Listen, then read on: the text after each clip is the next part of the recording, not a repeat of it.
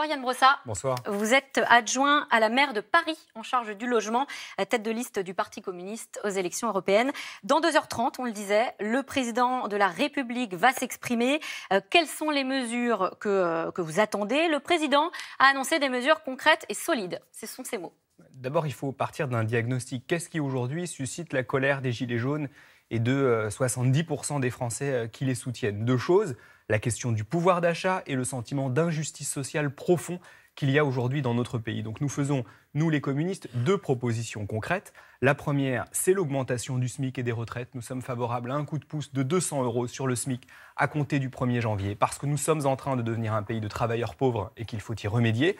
La deuxième proposition, c'est le retour de l'impôt sur la fortune, parce qu'il n'est pas normal qu'aujourd'hui, les 350 000 ménages les plus riches de France bénéficient d'une exonération fiscale de 3,5 milliards d'euros. Alors, on va revenir sur l'ISF. Vous demandez la hausse du SMIC. Vous savez que le gouvernement a déjà balayé cette piste-là. En tout cas, Muriel Pénicaud, ministre du Travail, a mis en garde contre le risque de destruction d'emplois. Est-ce que vous comprenez cet argument ? Non, je ne comprends pas cet argument. Et je trouve cet argument d'ailleurs assez choquant de la part de Mme Pénicaud, qui, lorsqu'elle était salariée chez Danone, enfin en tout cas dirigeante de Danone, a gagné 3 millions d'euros, plus de 3 millions d'euros en 3 ans. Donc, il n'y a aucun rapport avec le SMIC. Oui, mais je trouve ça proprement invraisemblable que des gens qui ne comprennent pas la difficulté sociale des smicards aillent expliquer qu'on ne peut pas augmenter le SMIC. Qui va payer ce SMIC? Ce sont les petites entreprises, les moyennes entreprises, et donc les patrons risquent de se retrouver en difficulté. C'est précisément la raison pour laquelle il faut baisser les impôts des petites entreprises. On ne peut pas aujourd'hui avoir un système qui fait que les petites entreprises payent plus d'impôts que les grosses boîtes, et je ne parle même pas d'un certain nombre de multinationales qui se débrouillent pour ne pas payer d'impôts du tout en France. Donc je suis favorable à une augmentation du SMIC qui aille de pair avec une réforme de la fiscalité sur les entreprises. On est petit, on paye petit. Exactement. On est petit, on paye petit. On est gros, on paye gros. C'est la justice fiscale. Alors pour augmenter les salaires, le gouvernement a annoncé des solutions. Ce matin, le ministre de l'économie, Bruno Le Maire, était sur RTL. Et il a mis en avant des mesures qui, selon lui, sont censées gonfler les salaires. On l'écoute. Accélérer toutes les dispositions qui permettent à une personne qui vit au niveau du SMIC ou juste au niveau du SMIC d'avoir une feuille de paye à la fin du mois qui soit plus élevée. J'y suis favorable. On a supprimé les cotisations assurance maladie, assurance chômage, c'était pour ça. On a l'intéressement et la participation, nous supprimons la taxe à 20% au 1er janvier prochain pour que le plus grand nombre de salariés puissent avoir de l'intéressement. Et j'en appelle à toutes les PME, à toutes les entreprises qui le peuvent, verser de l'intéressement à vos salariés parce que désormais, ça n'est plus taxé. Nous aurons les heures supplémentaires qui seront désocialisées. On supprimera les cotisations sociales d'ici la fin de l'année 2019. Ces mesures, ça va dans le bon sens ?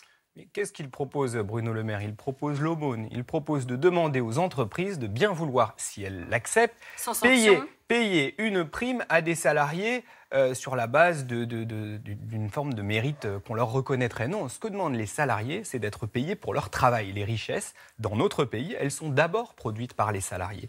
Or, jusqu'à présent, et cela vaut singulièrement depuis 18 mois, les salariés ne voient pas les fruits de leur travail. Et donc, ils doivent être mieux rémunérés. Et la défiscalisation des heures supplémentaires ? Mais qu'est-ce que ça veut dire, la défiscalisation des heures supplémentaires? Un peu plus dans leur porte-monnaie à la fin du mois ? Ça signifie qu'un patron aura plus intérêt à faire travailler davantage quelqu'un qui travaille déjà plutôt que d'embaucher. Là, pour le coup, on est dans une politique qui ne va pas dans le sens de l'emploi, qui ne va pas dans le sens de nouvelles embauches. Donc je ne vois pas comment la ministre du Travail peut nous expliquer qu'on ne peut pas augmenter le SMIC parce que ça va détruire l'emploi et dans le même temps aller vers une défiscalisation des heures supplémentaires qui va décourager les patrons d'embaucher.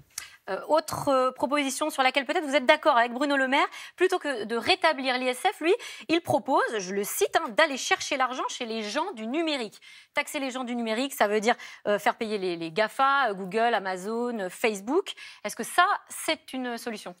C'est une mesure à laquelle nous sommes favorables, mais l'un n'exclut pas l'autre. On peut très bien rétablir l'impôt sur la fortune. Ce sera 3,5 milliards d'euros en plus dans le budget de l'État. Je rappelle quand même que la suppression de l'impôt sur la fortune, c'est un cadeau de 33 € par jour pour les 350 000 ménages les plus riches de France. Et puis deuxièmement, il y a effectivement la question de l'évasion fiscale. Il y a effectivement la question de ces multinationales du net et j'ai dû les affronter à Paris, notamment Airbnb. Nous faisons une proposition toute simple. Nous proposons, avec Fabien Roussel, qui est également député et qui va déposer une proposition de loi en ce sens, l'impôt à la source sur les multinationales. Après tout, à partir du 1er janvier, le gouvernement organise le prélèvement prélèvement à la source pour les ménages, il faudrait pouvoir mettre en place l'impôt à la source sur les multinationales, les Facebook, les Amazon, les Airbnb, toutes ces entreprises qui aujourd'hui payent des impôts en Irlande au lieu de les payer chez nous. Le principe, il est simple, quand on fait du business en France, on paye ses impôts en France. Il y a un poste qui grève largement le budget des Français, c'est le logement. Et de plus en plus, c'est votre dossier. Qu'est-ce que vous proposez? Qu'est-ce que vous avez mis en place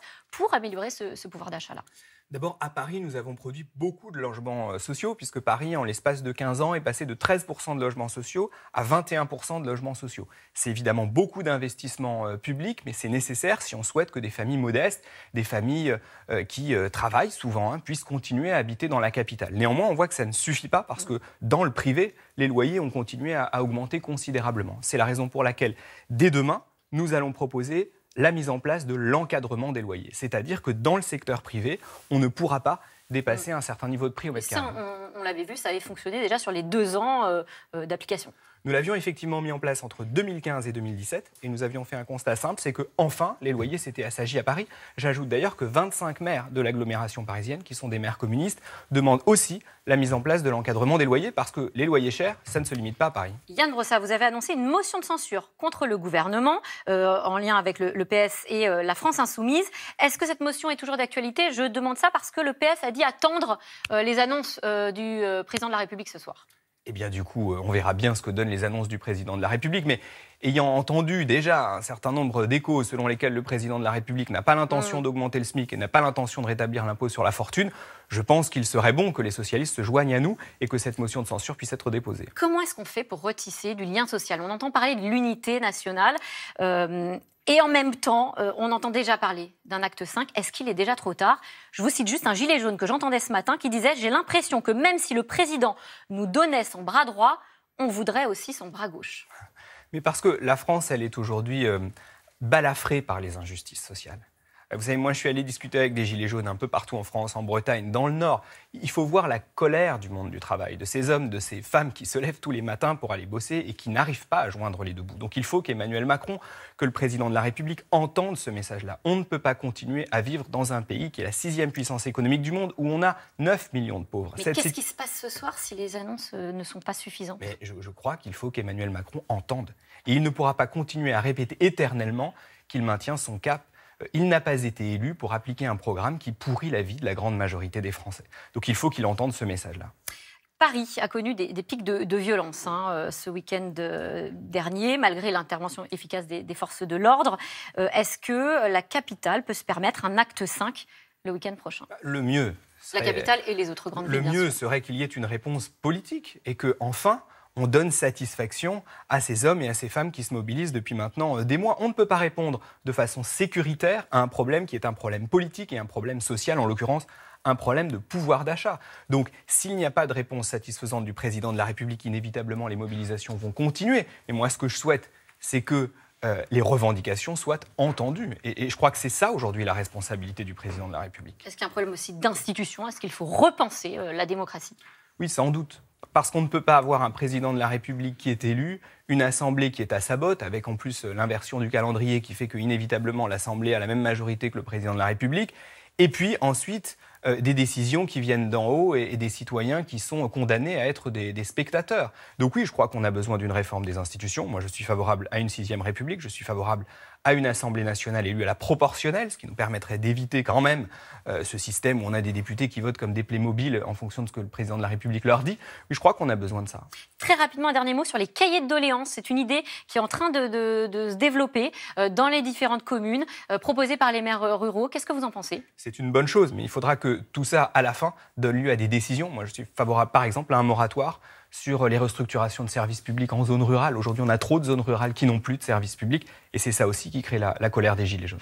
Merci Yann Brossat. Merci à vous. Merci d'être venu sur notre plateau adjoint à la maire de Paris en charge du logement, à tête de liste du Parti communiste aux élections européennes. Tout de suite, c'est dans l'air avec Caroline Roux. On poursuit la réflexion. Caroline Roux revient sur l'attente suscitée par les annonces du président de la République ce soir.